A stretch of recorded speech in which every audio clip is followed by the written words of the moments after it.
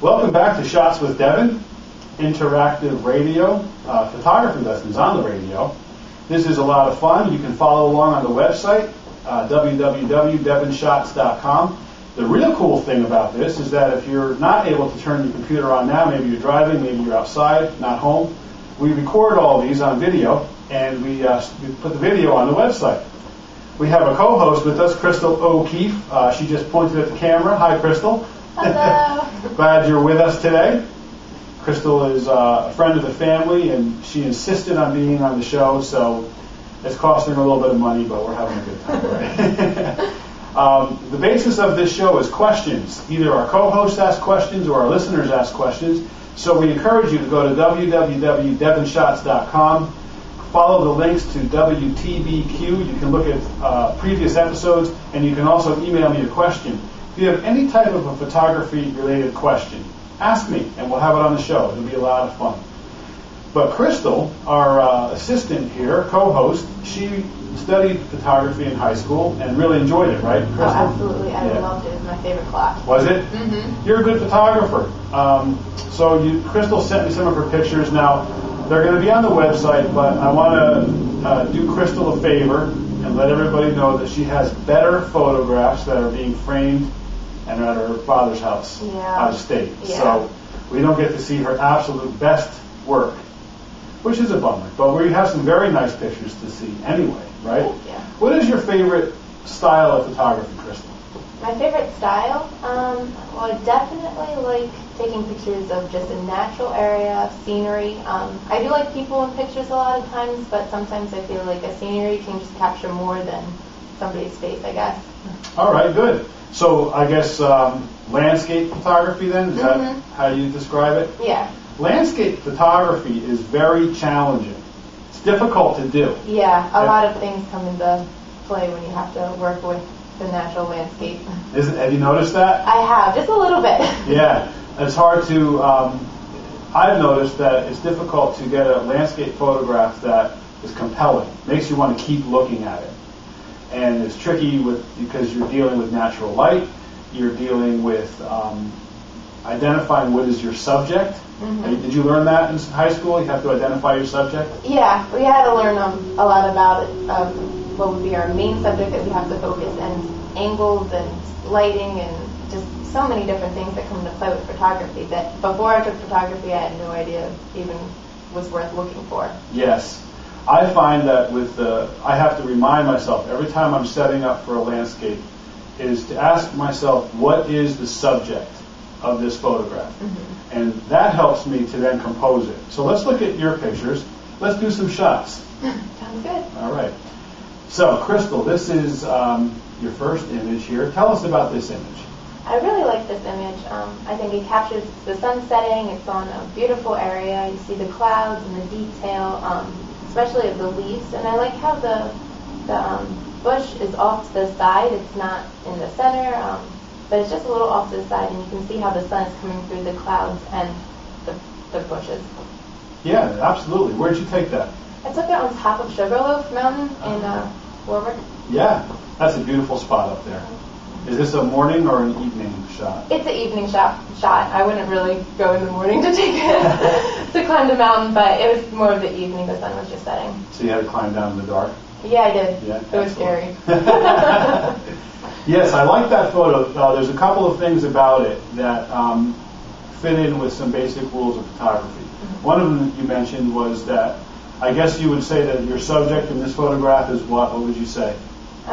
Trying more of like the bush and the sun. That was more of the point of getting it. I mean, the sunset's beautiful and all with the clouds, but still it's more the bush and the sun. Exactly. Yes, that's a very identifiable subject. And you put your subject into 1/3 of the image, right? So you know about the rule of thirds? Yes, I learned that in school. Yes. So you divide your either vertically or horizontally. Make 3 sections, and you always put your subject in one of those thirds. Mm-hmm. So your sun, where the bright spot is, right, that's a lighting situation, as well as the physical bush is in that left third. That's good. But you also did that vertically. If you notice, your horizon is not smack dab in the center. Oh. Some people will take that horizon and put it in the center also. Right. And you put your horizon in the lower third of the frame. So that gives you a nice, balanced image that is easy to look at. So you did a good job. Thank you. All right. Let's look at your next image. Okay, tell us about this one.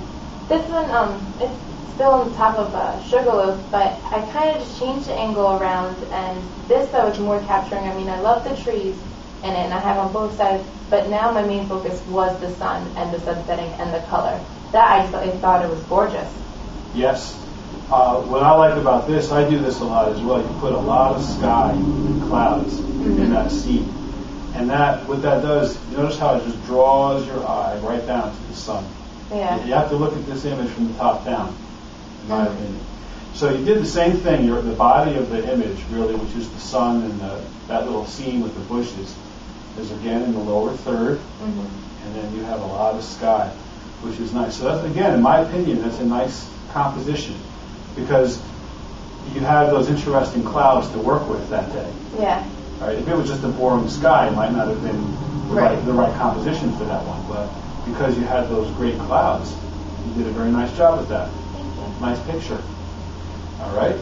We have another one here. Let's see. There we go. Tell us about this one. This one, I just thought the color was absolutely gorgeous. Of course, when I was actually there taking the picture, it just looked so much more, shocking. I guess it was a little difficult to try to get this shot, but I just worked with the color, and I thought the sun was just so there.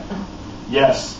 That obviously your subject there is the sun, right? And again, you didn't put it in the bullseye. Right. That's nice.